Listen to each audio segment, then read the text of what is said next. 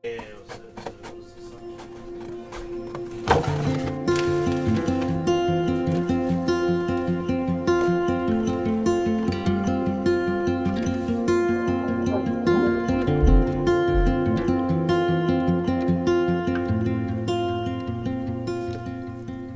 there, Sanity Seekers!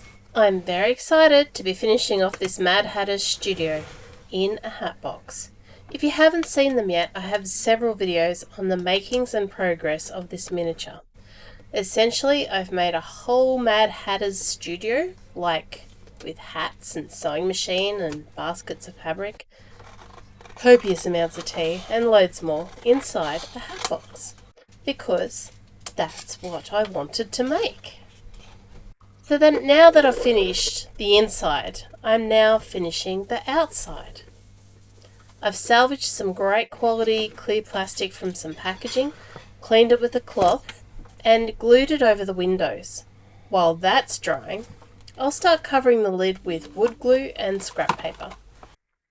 Once dry, I'll cut around the lid, leaving a generous lip, then cut that lip up, bend it, and glue down over the edges. I cut this cool piece of scrapbook paper up, which I'll glue onto and overlap the edge with. A generous coating of glue on the surface will help everything stick solidly in place and give it a nice semi-gloss finish.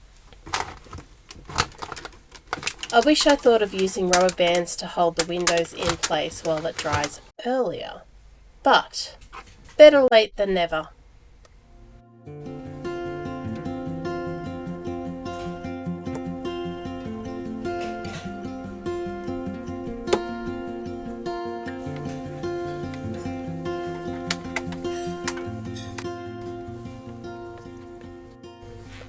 The lid's all dry and looking quite spiffy, but look, I forgot the little round window. Lucky for me, some tape will hold that in place and I won't have to wait for more drying time, so yay me.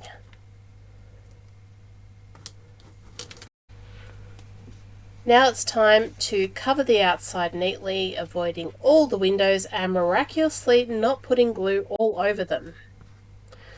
Look, I'll let you in on a secret. I did, a few times, get glue on the windows, but I used a baby wipe to keep them clean while working and there's no permanent damage.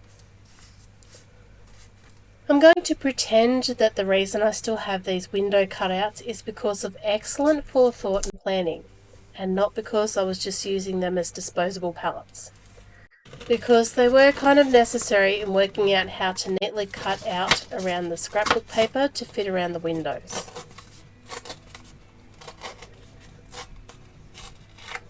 While I want around the openings to be neat and accurate, I'd like the rest to have mostly torn edges, and that is because the torn edges will help hide the joins and make it look much, much better.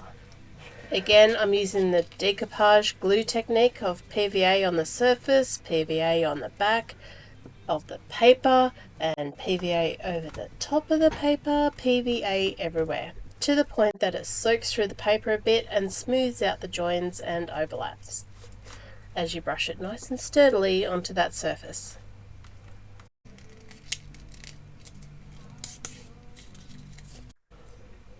I'm going to take a thinner strip of this paper and glue it onto the bottom. Instead of cutting it through, I'm folding it over, unfolding, refolding, unfolding, and tearing along the weakened line in the paper. I think this will tie the design in together nicely and give me a moment to reflect, on life and stuff.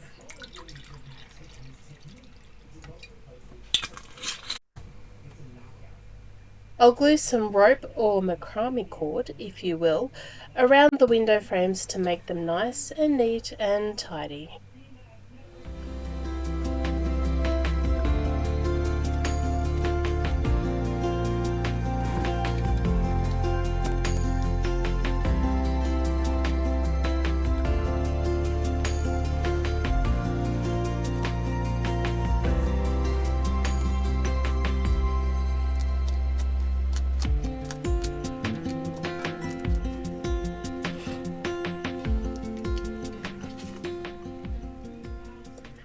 I have these groovy little pictures I brought from either AliExpress or Temu online. They look like large postage stamps and are Alice in Wonderland themed, which makes them just utterly perfect for this project. I've used a number of these on the inside as well. Go check out the other videos if you haven't already. And while I'm on the subject, if you find value in this video, why don't you? Hit the subscribe button so we can go hang out together again and have a good time. Also, while I'm here, crafting away, I'm wondering, where are you from? And what projects are you working on? How can I better help you? Did you know there's a comment section right here below to write these in and help quench my curiosity? So please do that for me. Thank you. In case you haven't seen the other videos on this project, here's a little sneak peek of the inside.